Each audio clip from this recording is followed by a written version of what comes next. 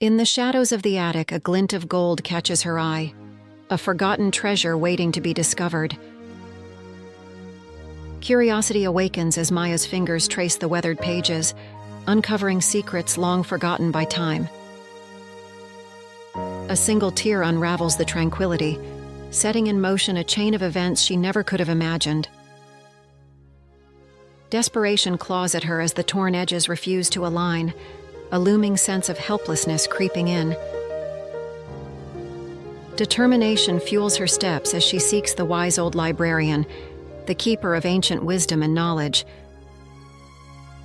With gentle patience, the librarian imparts the centuries-old technique, unlocking a world of craftsmanship and dedication.